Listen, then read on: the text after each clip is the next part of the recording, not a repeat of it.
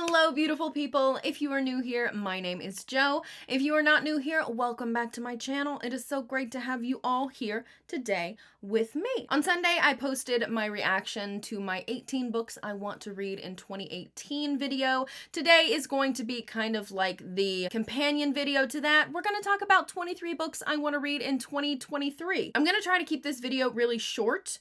We'll see how that goes. I have 23 books to talk about. First, we have The Black Lily by Juliette Cross. This is book number 1 in her Vampire Blood series. The only thing that I know about this is, number 1, it's by Juliette Cross. Number 2, the heroine is sent to kill the vampire prince, but she feels a spark. Sounds like enemies to lovers. Sounds like right up my alley. I will be reading that. Thank you. Grim and Barrett by Juliette Cross. This is book number 6 in the Stay a Spell series. If you don't know, I talk about the Stay a Spell series all the time. It's about the Savoy sisters who are witches living in New Orleans, and they're finding love with their paranormal boo things. It's delicious. Can't wait to read it. Next, we have The WITCHSLAYER by Opal Rain. This is her dragon shifter romance.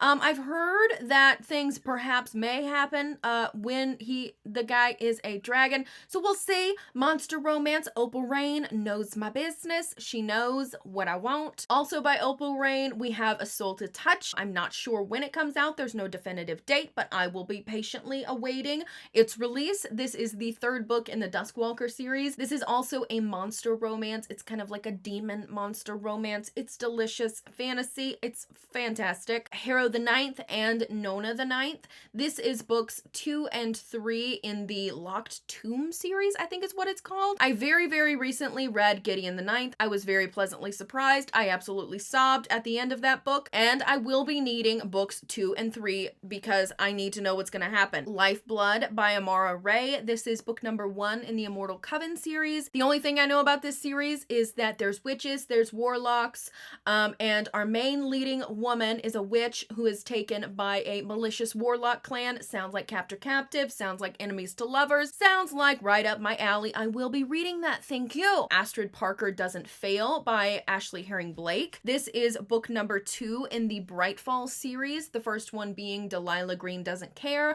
I love Delilah Green Doesn't Care. It's a female-female small town romance. It was delicious. It's one of my favorite contemporaries that I've read this year. Astrid Parker comes out at the end of this year. I have asked for it for Christmas. Will I get it? I don't know, but if I do, I will be reading that. Queen of Myth and Monsters by Scarlett St. Clair. This is book number 2 in her Adrian and Isolde series. I read book 1, King of Battle and Blood, earlier this year, and I'm dying to know what's gonna happen. Throne of the Horde King by Zoe Draven. This is book number 6 in the Horde Kings of Dakar series. I read the first 5 books earlier this year. Book 6 has come out, and I still have not read it, but I'm dying to read it. I loved the first 5 books of this series. If you're wanting to get into alien romance and you want to kind of like dip your toes into it, I really recommend this series. Unbroken Bonds by Jay Bree. This is book number 6 in the Bonds That Tie series.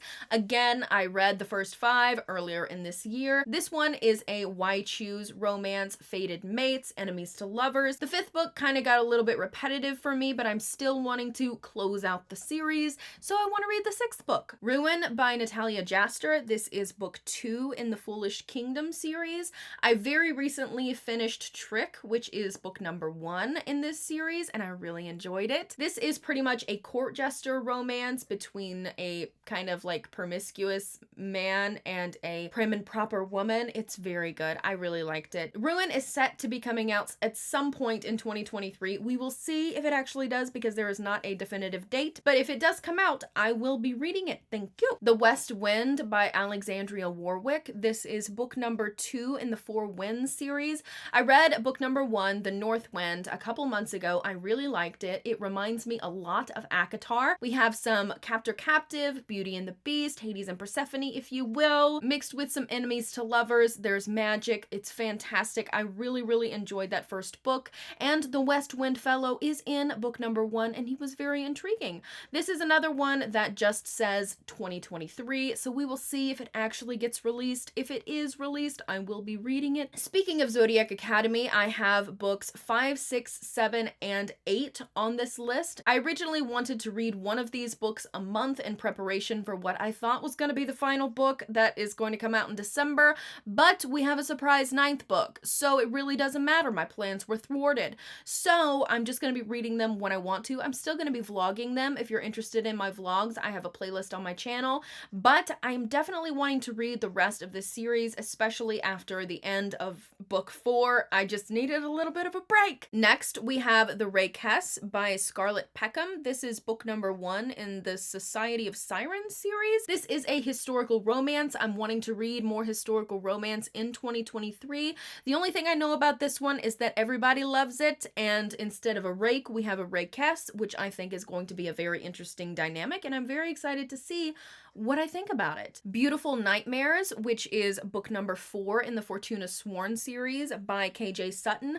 I read the first 3 books in this series, I think last year, or maybe it was early this year, I'm not sure. This is Fae, enemies to lovers. Our main character is what is called a nightmare. She can bring people's nightmares to life. It's very interesting. I definitely need to reread the first 3 books before I get into this 4th book, but I'm wanting to do it. I'm willing to do it, okay? Next, we have Eidolon, I have no idea how to pronounce that, by Grace Draven. This is book number 2 in the Wraith King series. I think this is just a duology, so the Wraith King's duology. I read Radiance at the beginning of this year. I really, really loved it. Never continued on with the 2nd book. I don't know why. I have no excuses, but I really want to read it, so it's on this list. Crown of Chaos by Amelia Hutchins. This is book number 4 in the Legacy of the Nine Realms series. I read the first 3 books, I believe, last year or the beginning of this year. I don't know. Time is a fickle thing. And at the time, this 4th book was not out. Since then, the 4th book has come out and I have not read it. Next, we have Anastasia by Sophie Lark. This is going to be her most recent release. It's coming out December 6th, I believe. This is an Anastasia retelling. It's going to be her first foray into fantasy romance, which, if you know me, fantasy romance is my favorite genre. I also really love the Anastasia story. I'm a sucker for it, so I'm really excited to see what I think about it. I'm dying for it. It's not going to happen in 2022, but it will happen at the beginning of 2023. I will tell you that for free. Flawless by Elsie Silver. This is book number 1 in the Chestnut Springs series. This is a book that I have seen pretty much everybody read and love. This is a small town bull rider romance, which is unlike anything I've ever read before, but I'm willing to give it a shot, okay? I'm willing to give it a shot. I do like small town. I've never really read like a cowboy-ish romance, but we're gonna see. We're gonna see. I'm really excited to read it. Next, we have kind of a funny one, and that is 50 Shades of Grey by E.L. James. I really want to do a vlog for this one because it came out in 2011, and I'm wanting to see how well it holds up compared to what I read on the daily, like at the dinner table. Is it still considered spicy, or are we just reading raunchier stuff now? I don't know. Sorry if the angle changed. I ran out of storage. It was a surprise to all of us. We have All You Need Is Kill. The only thing I know about this is that there is an alien invasion and our main character is sent off to fight these aliens. He dies and he ends up waking up the next day and reliving that day over and over and over again, you know, fighting the aliens, dying, and then waking up again. But I definitely want to read it. It's been on my shelf for years. And last but not least, I want to read the rest of Attack on Titan.